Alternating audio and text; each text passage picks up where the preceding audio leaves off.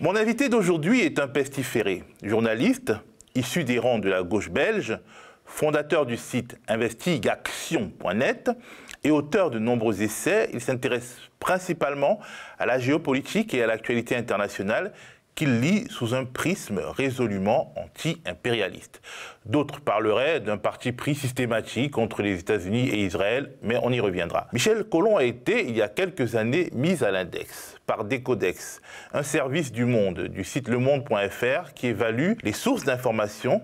Donc Decodex l'accuse de reprendre régulièrement, selon leurs mots, des thèses conspirationnistes. À gauche, certains le considèrent comme un rouge-brun, allié objectif de l'extrême droite, ce qui lui a valu d'être chassé d'un événement organisé par la CGT il y a quelques années. Cela dit, aux médias, nous avons choisi de lui donner l'opportunité de s'expliquer et peut-être de convaincre. Bonjour Michel. Bonjour. Alors, avant toute chose, j'aimerais que vous parliez d'une conférence que vous organisez le 4 mai à Paris sur le thème « La stratégie de la peur, médiabolisation des Gilets jaunes », à laquelle participeront plusieurs figures des Gilets jaunes. C'est un grand débat avec des ateliers participatifs où des Gilets jaunes vont exprimer en vidéo comment ils ont ressenti l'activité des médias traditionnels sur leur mouvement. Puis il y aura des ateliers participatifs d'analyse des médias, comment riposter aussi à ce qu'il faut bien appeler une désinformation. Ils sont très mécontents sur la façon dont leur mouvement est couvert. Et ensuite, j'animerai un débat où nous aurons Étienne Chouard, que je ne dois pas présenter, l'avocat Boulot, Priscilla Ludowski et Robert Charvin, un auteur de l'équipe Investigation, dont nous allons sortir ce jour-là le livre « La peur, arme politique », avec un sous-titre qui est très éloquent, c'est « Gouverner, c'est effrayer et puis rassurer ». Je crois que quand on voit ce qui se passe, comment le pouvoir et les médias traitent les Gilets jaunes, on est en plein dedans. Et Charvin, qui compare les peurs d'hier et les peurs d'aujourd'hui, montre les mécanismes et montre qu'en fait, la peur a toujours été le moyen pour les dominants, pour le pouvoir, de décourager les résistances, de diviser, de trouver des boucs émissaires. Et là, on est en plein dedans. Et je crois que c'est un livre un peu philosophique, mais très accessible, très interpellant, qui va permettre de réfléchir justement à la fonction des médias par rapport à ce qu'on peut appeler une guerre sociale aujourd'hui avec les Gilets jaunes. Vous parlez surtout en réalité des géopolitiques. Les Gilets jaunes, c'est un thème, disons, un peu franco-français, mais qui a une résonance à l'international, en Belgique aussi, et de toute façon qui évoque ce divorce, en fait, des élites avec les peuples qui se manifeste un peu partout dans le monde en ce moment. Revenons quand même à votre cas, à votre mise à l'index par Decodex il y a quelques années. Donc, Decodex a considéré que, disons, vous étiez, votre site Investigation était un site non recommandable, qu'il ne fallait pas visiter, etc. Parlez-nous avant tout ça de votre parcours. Comment vous en êtes arrivé là à être, disons, le directeur d'un site qui, disons, se voit indexé par le monde? Je suis né dans une famille de la grande bourgeoisie catholique très réactionnaire à Bruxelles. Donc à 20 ans, j'étais pour les États-Unis, pour Israël. Et puis, déjà un peu avant mai 68, j'ai commencé à m'intéresser à d'autres choses. J'ai lu Marx et mai 68, qui a été un mouvement très important en Belgique aussi, m'a mis les pieds sur terre et donc j'ai changé de camp, on peut dire. J'ai été libraire, j'ai été militant d'extrême gauche, je suis allé travailler en usine comme simple ouvrier, militant syndical, puis j'ai été journaliste pendant une vingtaine d'années à l'hebdomadaire de gauche Solidaire en Belgique, l'hebdomadaire du Parti du Travail. Ça m'a énormément appris, ça et le passage en usine, pour mettre les pieds sur terre, partir des réalités des gens, voir comment parler. Et c'est un leitmotiv d'investigation. Il n'y a rien qui est trop compliqué, tout peut être expliqué si on fait vraiment l'effort de se mettre du point de vue des gens d'en bas, du point de vue des victimes et d'expliquer les choses simplement. Alors j'ai été amené en 90-91 à traiter la guerre du Golfe. Je n'étais pas un spécialiste de l'international, j'avais fait du social avant. Et ça a été une révélation parce que des journaux comme Le Monde, justement, mais aussi Libération et les télés, nous ont, dans la première guerre du Golfe, menti quotidiennement sur tous les faits de la guerre. Je ne parle pas sur les opinions, chacun a le droit d'être pour ou contre la guerre, mais les faits étaient complètement déformés. J'ai montré ça dans un livre qui s'appelait « Attention médias », qui, à ma grande surprise, a eu beaucoup de succès. C'était la première fois qu'on faisait ça en Europe, un test média, on va dire, en direct. Et il y a eu beaucoup de succès, beaucoup de demandes. Et à partir de là, j'ai déjà été mis au placard dans les médias et les télévisions français et belges. Il y a eu 2-3 exceptions au début, mais globalement, j'ai été mis au placard. Et ce que j'ai montré, c'est que chaque guerre était accompagnée d'une guerre de la désinformation, une guerre pour tromper l'opinion publique, pour lui faire accepter des guerres. Et donc, le monde ne me l'a jamais pardonné. Et en 2011, quand j'ai montré que la guerre, là aussi, était basée sur des médias mensonges. Quelle guerre en 2011? La guerre contre la Libye. Et la Syrie a suivi rapidement. Quand j'ai montré ça, le monde ne m'a jamais pardonné. Et donc, en fait, c'est le loup qui crie au loup. Et je trouve déjà très curieux cette manie de dire, voilà, carte rouge, carte verte, vous pouvez lire ça, vous pouvez lire ça. On se croit revenu au temps de l'Inquisition et de la censure de l'Église catholique. C'est absurde pour des journalistes qui prétendent ouvrir, confronter les opinions, chercher la vérité dans les faits. Et donc, pour en venir à la question de départ sur le décodex du monde, ça c'est vraiment culotté.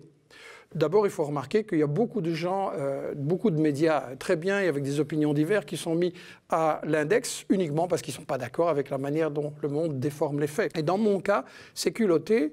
Ils ont prétendu que je travaillais avec Thierry Messant. Je n'ai jamais travaillé sur le 11 septembre. Je ne partage pas les thèses de Messant sur le 11 septembre. Je n'ai pas de rapport. Et 2, ils ont prétendu que j'avais été en Syrie avec un député du FN qui s'appelait Chatillon. Je n'avais jamais été en Syrie et je n'avais jamais rencontré Chatillon.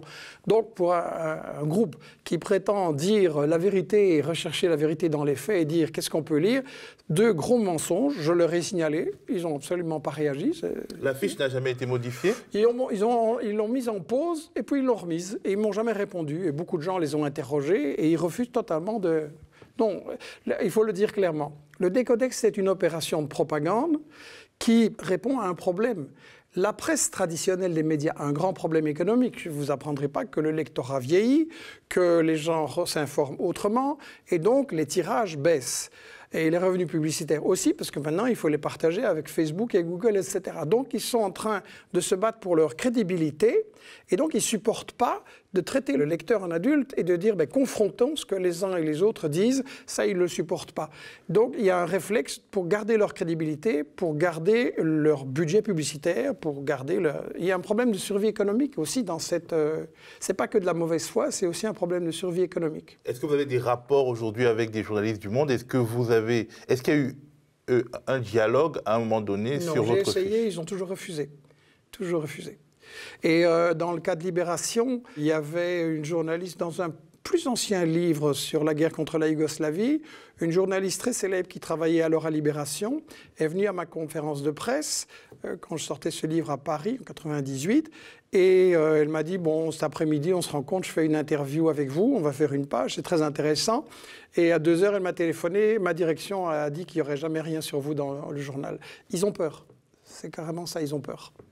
Alors, que pensez-vous justement des initiatives de Facebook et de Google qui, face, disons, à l'épidémie de ce qu'on appelle les fake news, ont décidé de s'allier à un certain nombre de médias pour faire des processus de vérification et désindexer ou bien donner moins de visibilité à des contenus qui sont considérés donc par ces médias comme non fiables? Est-ce que vous pensez que c'est un peu la suite du décodex et que ça peut invisibiliser sur les moteurs de recherche ou sur Facebook des sites comme le vôtre? Écoutez, mettez-vous 2 minutes à la place du président des États-Unis ou du président de la France.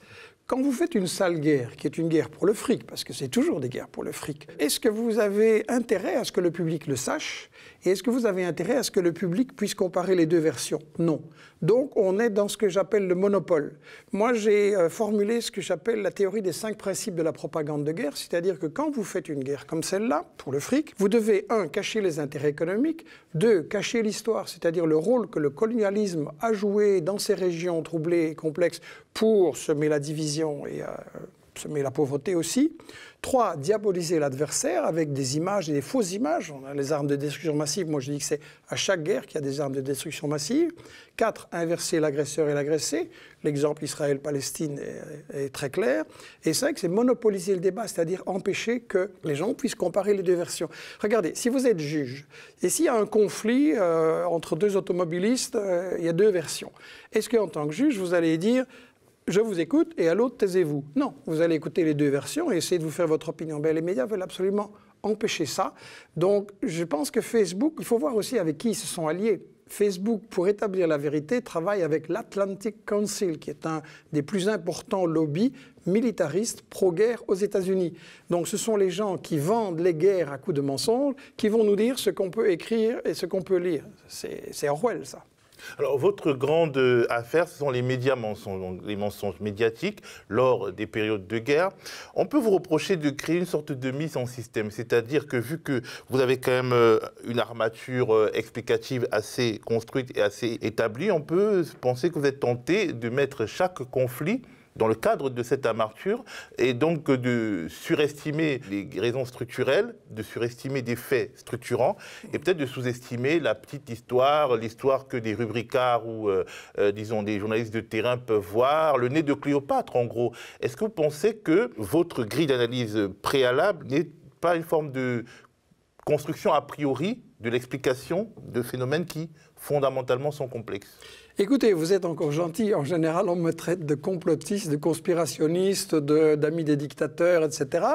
Et donc, comme ça fait des années que ça dure et que les gens qui lancent ça refusent toujours le débat, il faut se demander pourquoi, j'en ai eu marre.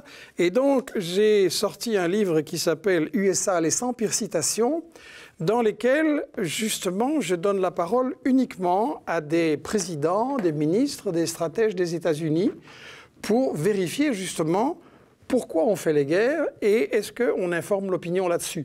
Je suis parti de cette phrase de Chomsky qui avait déclaré un jour « Si on appliquait les critères du tribunal de Nuremberg, donc qui a jugé les nazis en 1945, chaque président des États-Unis depuis la Seconde Guerre mondiale aurait été pendu. » Alors ça peut sembler un peu fort, il y a des présidents qui ont l'air quand même moins graves que d'autres. Je suis parti de là. Et donc, dans ce bouquin, je leur ai donné la parole, mais évidemment, des documents déclassifiés ou des confidences ou des choses qui sortent 30 ou 40 ans après. Et on voit qu'ils disent très clairement eux-mêmes « Oui, nous faisons la guerre pour le fric, pour le pétrole, pour l'uranium, pour renverser ce pays qui est un mauvais exemple. Depuis 1945, ça n'arrête pas. La guerre est une guerre de l'information contre l'opinion publique pour qu'elle ne voit pas ce qui se passe. Et ce qui est important, justement, c'est cette guerre de la désinformation. Et j'ai pris des exemples, toujours en leur donnant la parole à eux-mêmes, de comment l'opinion, en fait, est l'ennemi du pouvoir. Ça, c'est une chose qu'il faut bien... Il n'y a pas seulement l'ennemi sur lequel on tire, il y a l'opinion qui est aussi l'ennemi dans cette guerre. Je suis parti d'un fait. Edward Bernays, dont on parle très peu, c'est l'inventeur de la publicité moderne. Il a mené des campagnes très modernes, très efficaces pour vendre des saloperies, notamment faire fumer les femmes en disant que ça allait les aider à s'émanciper, des choses comme ça. Et il a, dans les années 50, préparé un coup d'État au Guatemala. Il a travaillé avec la CIA et c'est lui qu'on peut considérer comme le père de la propagande politique, dans un livre célèbre qui s'appelait Propaganda d'ailleurs. Et il a déclaré à cette époque, on peut vendre un gouvernement à une communauté exactement comme n'importe quelle autre marchandise. La manipulation consciente et intelligente des habitudes et des opinions des masses est un élément important de la société démocratique, entre guillemets. Ceux qui manipulent ce système non visible de la société constituent le véritable pouvoir dirigeant le pays. Donc ils le disent eux-mêmes. Et après ça, on a vu la formation aux États-Unis d'une véritable industrie de ce qu'on appelle les public relations. J'avais montré ça dans mon livre Attention médias. Les médias mensonges pour justifier la guerre auprès de l'opinion occidentale ont été fabriqués par une firme qui s'appelait Hill & Knowlton. C'était les couveuses, c'était la marée noire, c'est toute une série de choses que je montrais dans mon livre à l'époque. Sur la Yougoslavie, ça a continué avec surtout une firme qui s'appelait Rutherford. Je l'ai montré dans un livre, et un journaliste de la télévision française, Jacques Merlino, a été interrogé le responsable de ces campagnes de désinformation qui ont eu lieu dans les années 90, et le bonhomme lui a dit « Ah, moi, je ne suis pas payé pour dire la vérité, je suis payé pour défendre les intérêts du pays qui m'emploie. » Et Merlino a été mis au placard parce qu'il a dit que toute l'information qu'on avait ne valait rien. Donc, de cette expérience-là, je tire que chaque guerre est accompagnée de la désinformation pour une raison très simple. Quand ils ont lancé la guerre contre l'Afghanistan et l'Irak, Wolfowitz, le ministre de la guerre de Bush, a dit « Maintenant, c'est très clair qu'il va falloir développer énormément le budget militaire, ils l'ont fait, et qu'il faudra aller chercher dans la sécurité sociale. Ça veut dire que les guerres sont décidées par le 1% et payés par le 99% contre leurs propres intérêts. Et dans ce livre, il y a aussi un colonel très important qui s'appelle Ralph Peters, qui a joué énormément de rôle dans l'élaboration des stratégies des États-Unis, notamment au Moyen-Orient.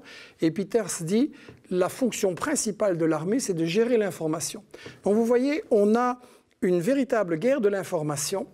Et par rapport aux personnes qui m'accusent et qui me disent « c'est un préjugé, c'est un anti-système », je dis « mais regardons les faits, examinons ensemble les faits, faisons des commissions d'enquête avec toutes les opinions pour vérifier comment ça s'est passé. » Est-ce que vous savez qu'en Angleterre, le Parlement britannique non seulement a fait une commission d'enquête pour voir si le Parlement et l'opinion avaient été bien informés par Tony Blair pour la guerre contre l'Irak en 2003. La conclusion du rapport était évidente, Blair a menti consciemment, délibérément, tout le temps. Et le même Parlement britannique a fait une commission en 2011 sur la guerre contre la Libye, déclenchée par Cameron, et les conclusions sont exactement les mêmes. Cameron a menti tout le temps, délibérément, et nous a trompés.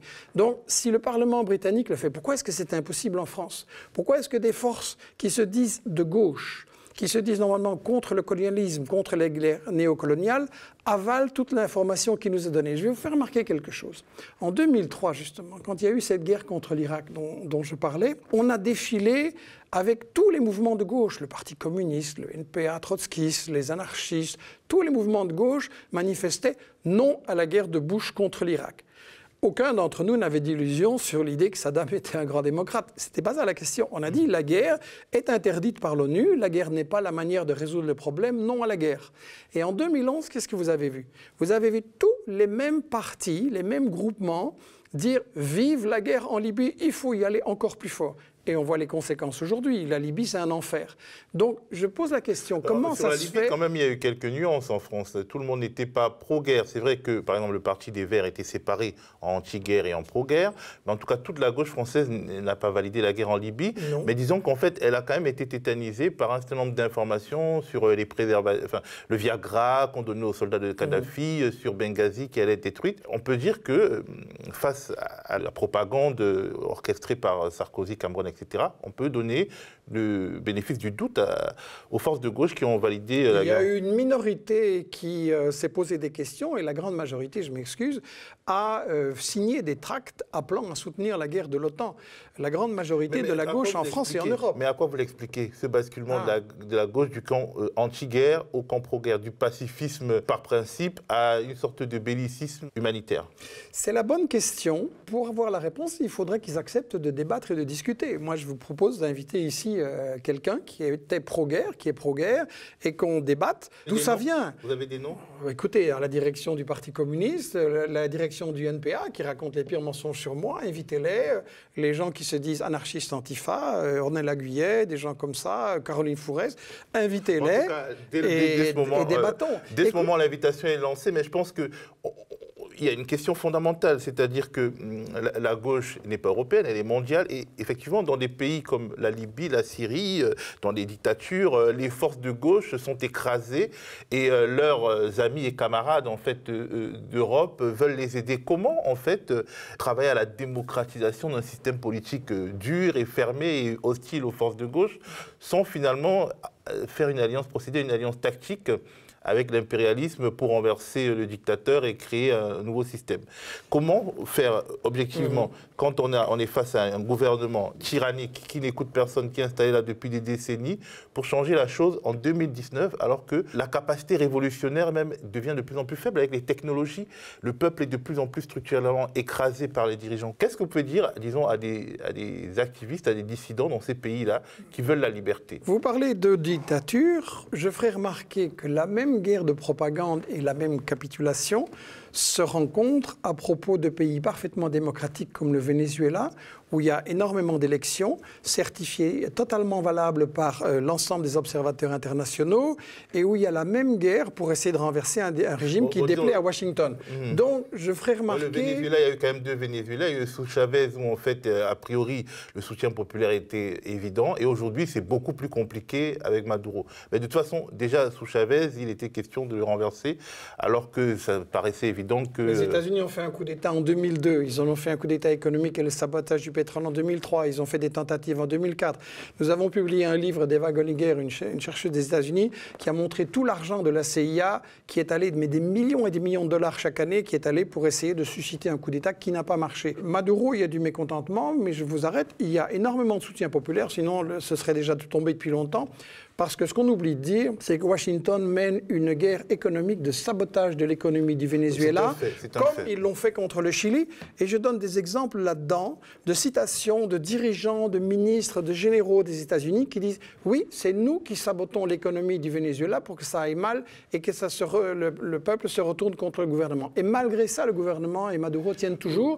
Donc, je voudrais... mais là, en fait, on parle du Venezuela, mais parlons par exemple de la Syrie. Par exemple, aux médias, nous avons été attaqués quand un de nos chroniqueurs, Claude Elkal, avait dit un certain nombre de choses sur la Syrie. On avait dit qu'il soutenait Assad. Des gens à gauche l'ont dit parce qu'en fait, eux, ils soutiennent les opposants d'Assad.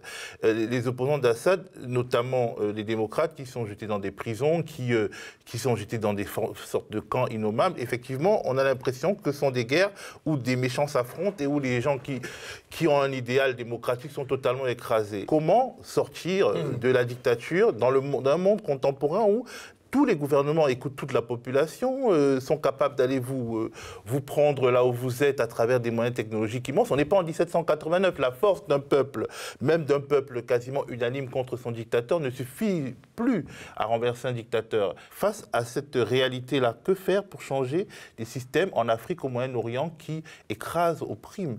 En Afrique, en Amérique latine, c'est terminé. On peut penser qu'aujourd'hui, ils ont plus la main sur leur histoire, en tout cas quand l'extérieur ne s'en saisit pas. Mais en Afrique et au Moyen-Orient, pas dans toute l'Afrique, dans certains pays d'Afrique et dans certains pays du Moyen-Orient, il y a quand même un problème. Je n'ai pas oublié votre question de départ. Et premièrement, quand vous dites la position quasi unanime d'un peuple contre son dictateur, je vous demanderai vos sources. Je suis allé en Libye. J'ai constaté qu'il y avait évidemment des gens contre Kadhafi et beaucoup de gens pour. Oui. En pleine guerre, sous les bombardements de l'OTAN, on pouvait se promener tranquillement sans voir un policier dans les rues de Tripoli à 11 h du soir. Donc, non. La Libye était un pays fort tribal. Kadhafi avait un grand soutien de la population, une partie de la population, pour une raison bien simple. Il avait donné un niveau de vie le plus élevé de l'Afrique en redistribuant l'argent du pétrole. Donc, ce n'est pas si complexe. Et sur la Syrie, je m'excuse, si vraiment tout un peuple était contre Bachar el-Assad, que je n'excuse pas, que je ne trouve pas un ange, il serait renversé depuis longtemps, comme ça s'est passé en Tunisie et en Égypte. Donc, je crois qu'il faut être nuancé dans nos analyses sur les pays. Mais je viens à la question que vous avez posée. Comment faire en sorte qu'on puisse remplacer des dictateurs par des démocraties? Ma réponse est très simple. La révolution ne s'exporte pas. C'est de la bêtise de dire que c'est à nous à aller à la place des Syriens, des Vénézuéliens, des Cubains, des Libyens, et je pourrais continuer longtemps la liste, faire la révolution pour que leur société soit meilleure. C'est une marque de l'ethnocentrisme qui domine en Europe et aux États-Unis. Nous ne sommes pas les libérateurs du monde. Nous avons, et ça a un impact sur la question de la dictature. Quand les États-Unis et la France installent Israël, refusent les droits élémentaires aux Palestiniens, protègent et fricotent et manipulent et utilisent les Saoudiens et les autres monarchies arabes, quand les États-Unis, comme je le montre dans le bouquin, travaillent avec des terroristes, Al-Qaïda, Al-Nusra, Daesh, c'est complètement documenté par les dirigeants des États-Unis eux-mêmes.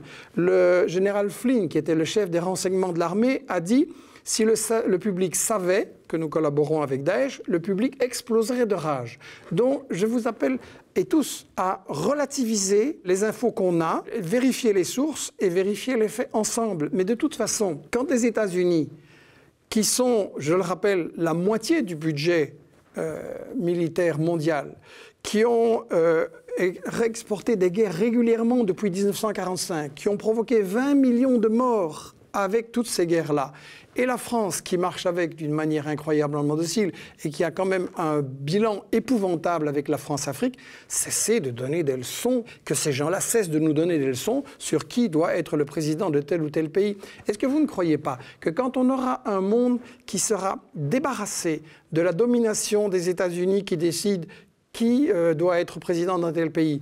Où va l'argent du pétrole, du gaz, des forêts, de l'uranium, etc., et du coltan, du cuivre, de toutes les matières premières? Quand nous aurons un monde plus équilibré, où la guerre ne sera pas le moyen d'imposer ses volontés et de renverser.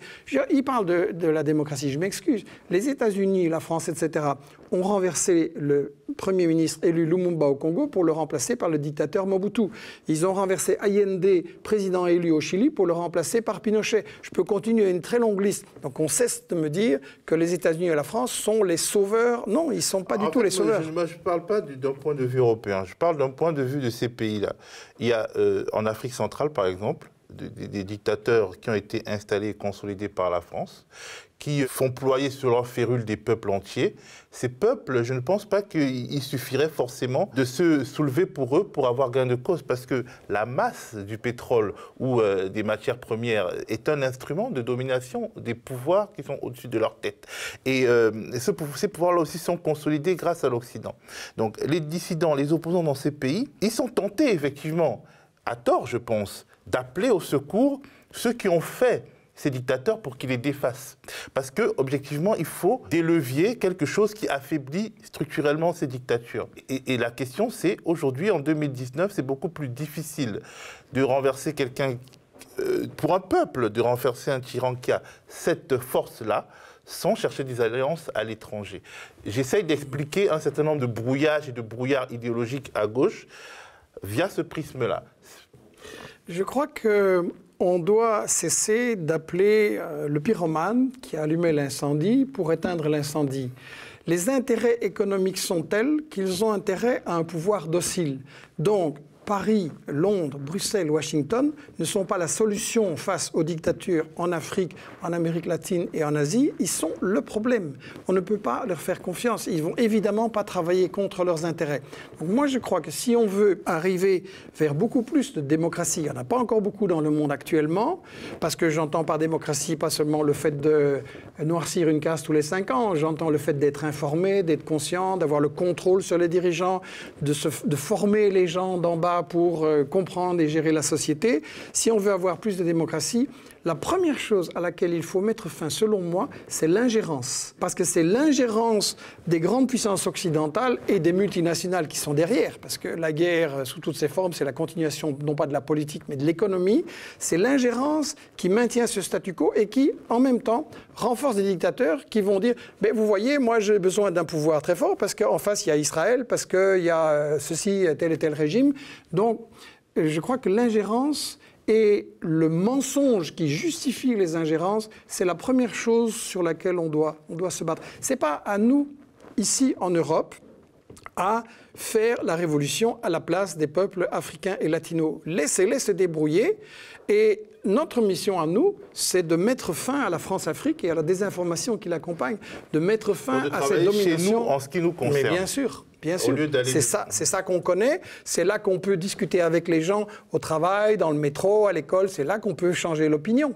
Il y a aussi un fait qui me fait réfléchir ces derniers temps. Est-ce qu'on peut vraiment penser qu'un pays impérialiste, comme les États-Unis, comme la France, peut être une vraie démocratie? En ce sens que les méthodes de domestication qu'il utilise à l'extérieur, il les utilise forcément à un moment ou à un autre sur son propre peuple. J'y pense parce qu'avec les Gilets jaunes, on a l'impression que le gouvernement français est dans une sorte de logique coloniale sur son propre peuple.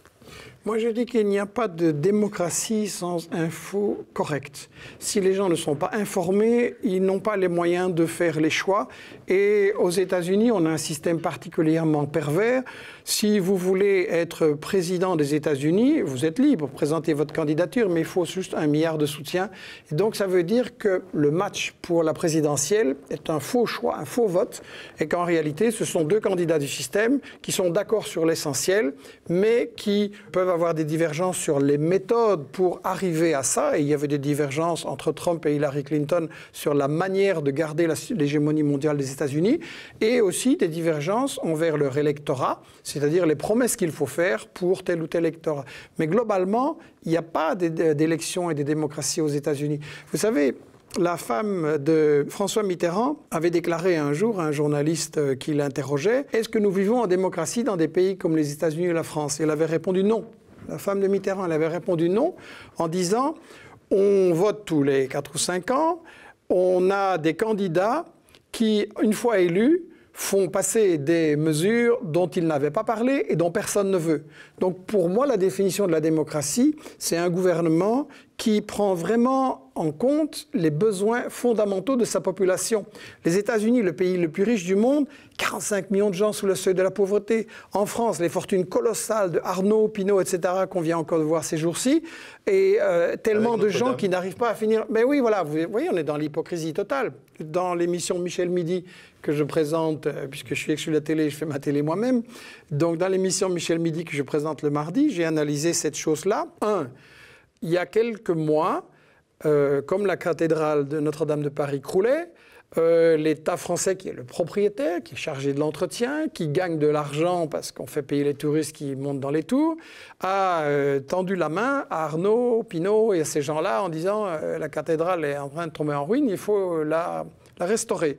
Et ça ne les intéresse absolument pas. Et là, maintenant, quand évidemment il y a eu un drame et une émotion populaire, ah oui, j'ai 100 millions, c'est pas un problème. Et moi j'ai 200 millions et en avant. Donc pendant un an, là, on raconte aux Gilets jaunes, il n'y a pas d'argent pour vous.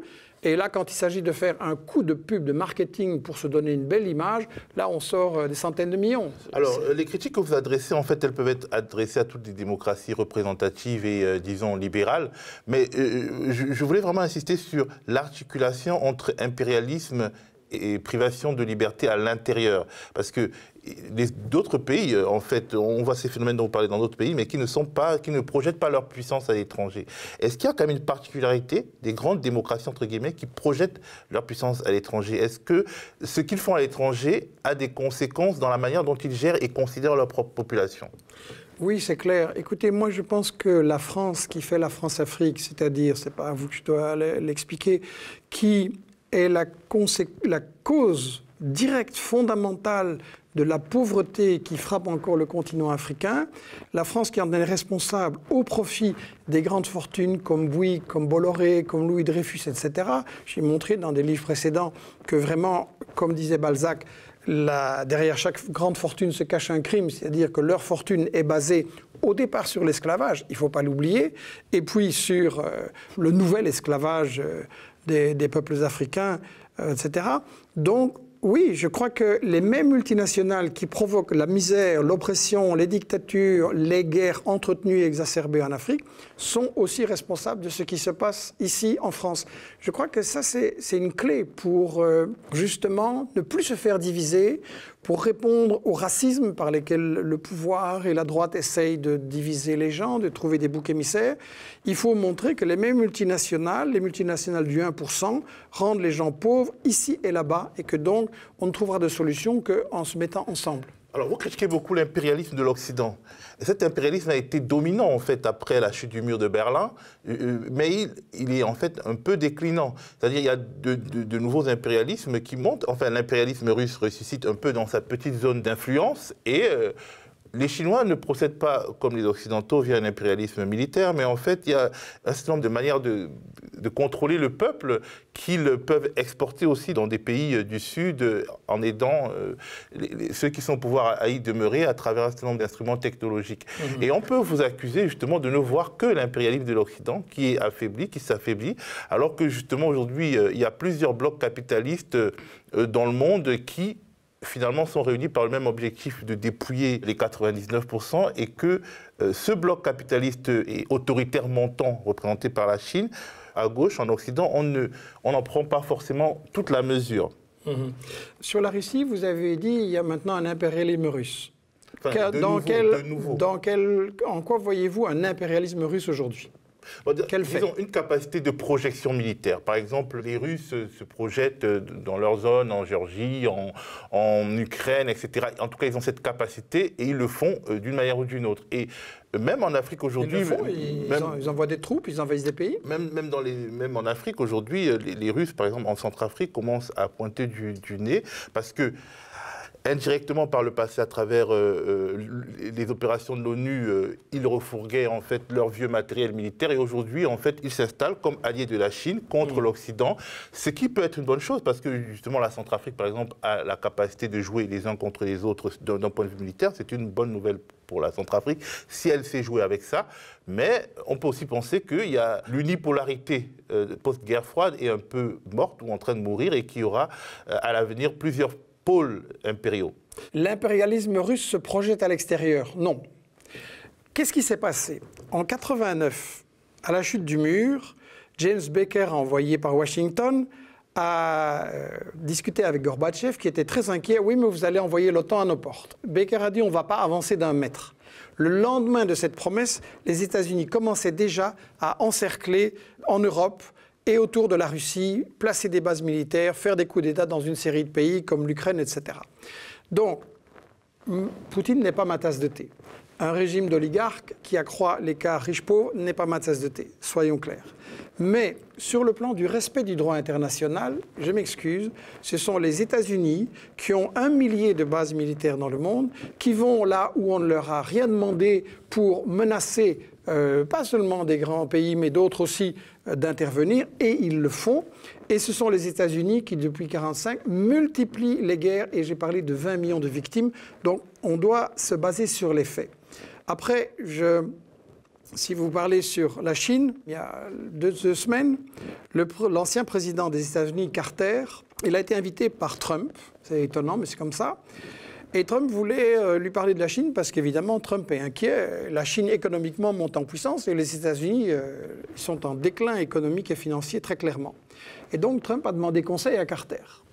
Et Carter lui a dit, eh bien, la Chine ne fait pas la guerre. La Chine n'a envahi aucun pays. La Chine ne se comporte pas de manière impérialiste. La Chine a le point de vue de développer leur économie et de gagner la bataille économique pour, je vous rappelle quand même, parce que c'est facile quand même de lancer des étiquettes quand on vit confortablement à Paris. Je rappelle que cet État a sorti 600 millions de gens de la pauvreté. Tous les pays qui suivent les conseils de Washington, de Londres et de Bruxelles font le contraire, les gens plongent dans la pauvreté. Donc on devrait prendre un petit peu de recul par rapport à ça et de se demander si vraiment c'est une dictature épouvantable, pourquoi il sort 600 millions de gens de la pauvreté quand même? Et de se poser des questions, est-ce que ce n'est pas lié au développement? Et effectivement, on a vécu dans un monde unipolaire dominé par les États-Unis qui pouvaient envoyer des troupes pour massacrer au Chili, au Vietnam et partout. Est-ce que vous voulez continuer à vivre là-dedans? Moi, pas. Moi, je me réjouis du fait que le monde devienne multipolaire.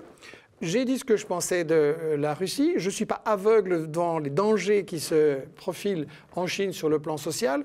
En même temps, je vois que les pays africains maintenant, même quand ils sont dirigés par des dirigeants de droite et pas du tout démocratiques, se disent c'est très bien.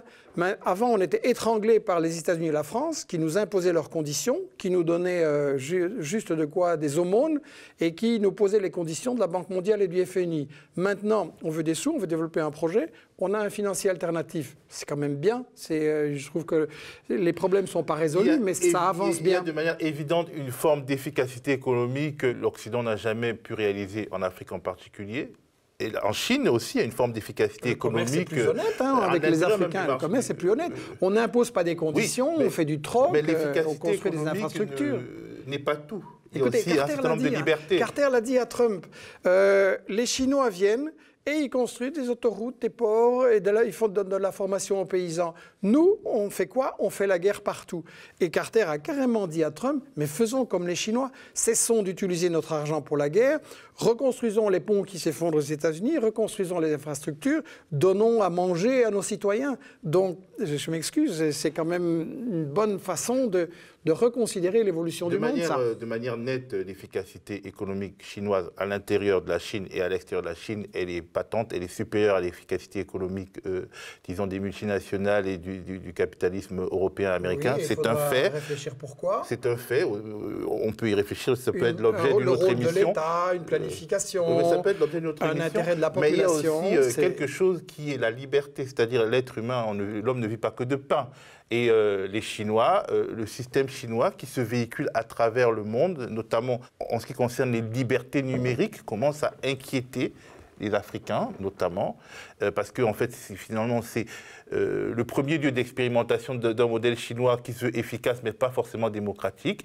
Et les libertés publiques, les libertés d'opinion, les libertés de croyance et de conviction ne sont pas tout à fait compatibles avec ce modèle chinois. Peut-être que en s'exportant, la Chine va réimporter une certaine forme de liberté chez elle à travers sa diaspora dans le monde, mais pour l'instant, on peut quand même craindre, parce que quelque part, quand Emmanuel Macron veut surveiller, fliquer les réseaux sociaux, il ne fait que suivre Xi Jinping qui le fait en Chine, et quelque part... N'oubliez pas la NSA. Autant... C'est un petit peu rigolo quand on nous dit « Ah, Huawei est un grand danger parce qu'ils vont nous espionner ».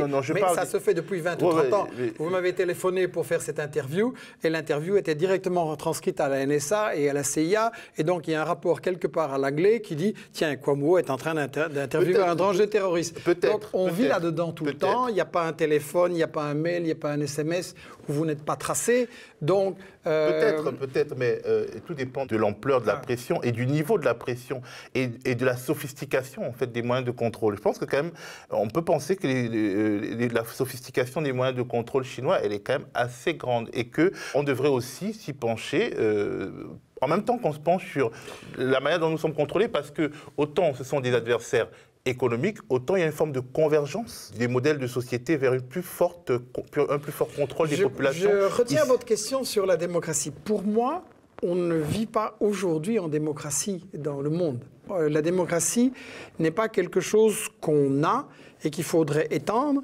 La démocratie est quelque chose qu'il faut instaurer. On a fait des progrès démocratiques par rapport à des périodes plus dictatoriales. On a des libertés, quand il faut utiliser, qui sont menacées.